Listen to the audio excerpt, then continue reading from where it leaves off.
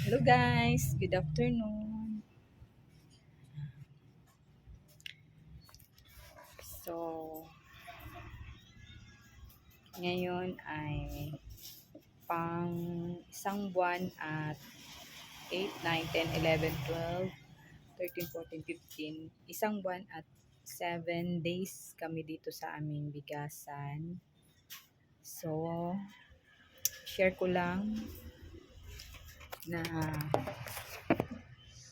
medyo hindi pa kami medyo hindi pa po kami ah, tawag dito, nakukuha yung aming kita. I mean, sa sitwasyon kasi namin, labas lang na ako ng labas ng puhunan. Kunti lang yung naidadagdag sa mula galing ko sa kita namin, tapos ako labas ng pangpuhunan para sa tindahan. Pero ganun po talaga dahil nag-uumpisa pa lang po tayo. So, itong video ko is, dati kasi yung mga video ko guys is tungkol lahat po yun sa aking pagka-card. So ngayon dito sa aking video na to is mag-uumpisa ako sa mula nung nag-start kami dito sa opening sa tindahan na bigasan. So dito ko siguro i-document yung araw-araw na nangyayari sa tindahan or yung mga pagbabago. So, dito ko po i-upload sa YouTube channel ko para naman pag may mga time or pag gusto kong tingnan yung mga time na dinodocument ko about dito sa tindahan ko is mariri tawag dito, maririrecall ko dahil dito sa video at papanoorin ko na lang po sila. So yun nga guys, ito pong bigasan namin. Ayan po, bigasan namin yan guys. May itlog, may bigas, parang sari-sari na rin siya. Pero mas marami po kaming stock na bigas po dito sa aming tindahan. So ayun nga guys, nag-umpisa po ako noong August lang. August itong taon lang, August 2023, nag-start yung araw namin is 7.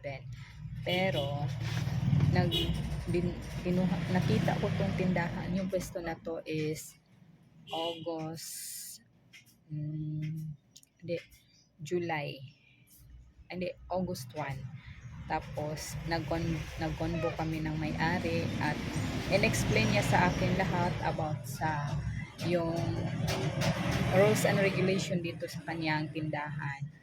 So ayun, hanggang naabutan po ng ilang araw bago kami nagka-deal. So yun nga guys,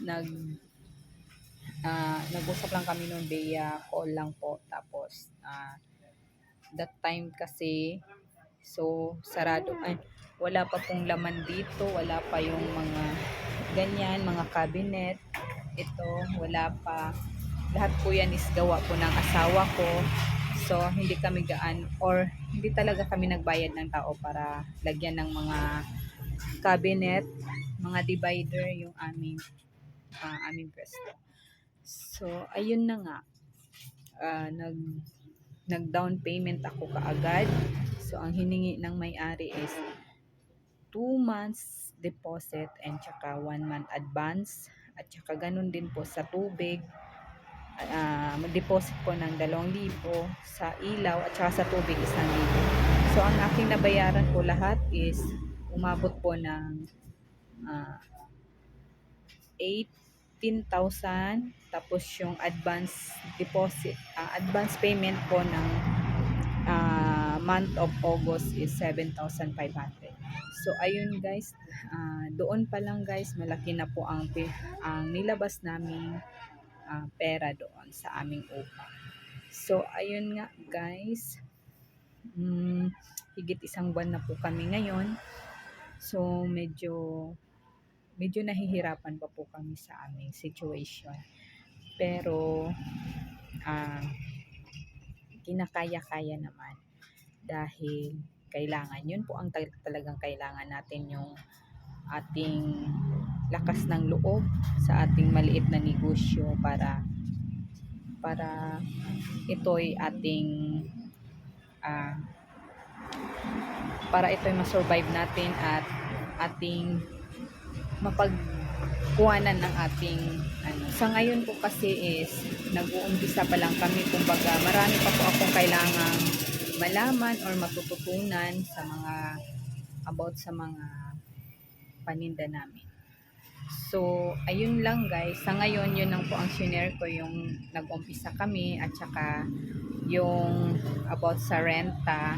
So, ganun po talaga guys. Sa ngayon, yung siguro mababa na po itong pwesto namin dahil hindi naman talaga siya totally sa palengke. Pero malapit lang siya sa palengke guys. Ilang distance lang palengke na.